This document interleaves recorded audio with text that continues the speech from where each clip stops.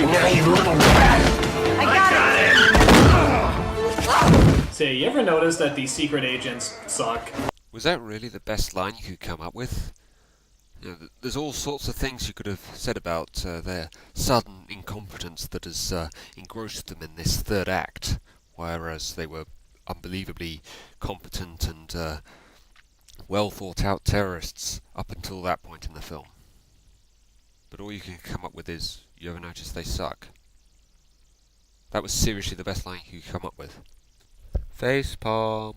The same way you're gonna get outside. Carl, Is it me or did he turn to Christopher Walken there? Carl, I don't know. No, it didn't sound much like Christopher Walken to me. It did sound kind of funny, though.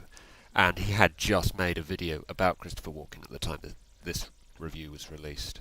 So, it made sense. So without giving too much away, oh, who the fuck cares? They scream and get hurt. Surprise! Another opportunity to make a joke which he blatantly just simply passes up for simply describing the scene and saying to people, can't you see how absurd this is for yourself?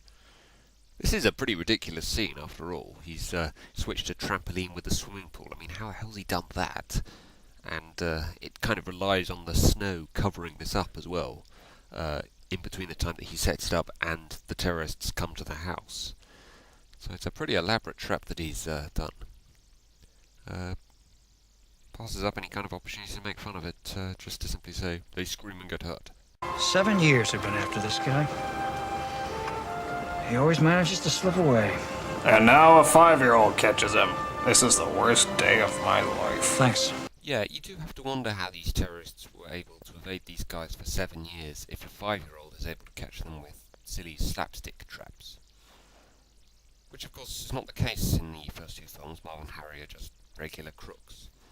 So this might have been another opportunity to compare this film to the previous two films. Didn't do it though. There's still one more spy on the loose. But it's okay, a parrot operating a toy car, lighting a match, and setting off a series of explosions has it totally under control. Dr. fucking Doolittle couldn't get an animal to do all that! Yeah, that is a fair point. In fact, the things that this parrot does throughout the entire film are pretty damn ridiculous. The father giving his son a race car as a gift. Oh, the irony! Oh, the irony. I'm afraid I don't really see the irony in getting a race car. I suppose it was the thing that the chip was in, so obviously there's a connection to that. I don't really see how that makes it ironic, though. Are you not going to make any kind of comment about the brother and sister character that did practically nothing throughout the entire film? You're not going to make a comment about the fact that the parents, unlike in the first two films, are actually aware of the facts that Alex has managed to successfully evade for dangerous criminals. It's like he's passed an English test, the way they sort of react to it. I always thought that was a little odd. There! I did it! I finally did it! I wrote the worst Home Alone script ever! I know I'm contractually obligated to write at least one more movie, but the script is so bad that no studio would ever buy it! What am I gonna do? Hire the director of Beverly Hills Chihuahua to direct it? No studio's that stupid!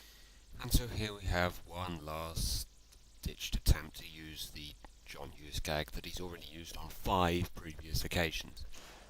I did like the line about the director, though. That was kind of funny. But would you believe this is it for the review? He doesn't even do his usual recap of the film and his general opinion on why he thinks the film is good or why it's bad or whatever. I don't get that. He didn't even really do any kind of general introduction as to why the film didn't work at the start of the review. And he doesn't do any kind of recap at the end, like he does in pretty much every other review he's done. I didn't understand why.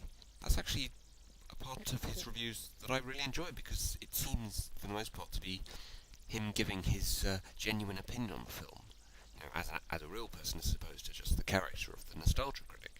No special ending, no recap, not even any kind of real, genuine joke, just him being John Hughes again. Bringing to a close one of the most disappointing nostalgia critic reviews I've ever seen. Just before I finish, though, I just want to say that the Nostalgia Critic is still making great reviews right up until the time when I'm recording this, when his most recent video is Raiders of the Story Arc, X-Men. This is just one particular review where I thought he misfired. Okay, see ya.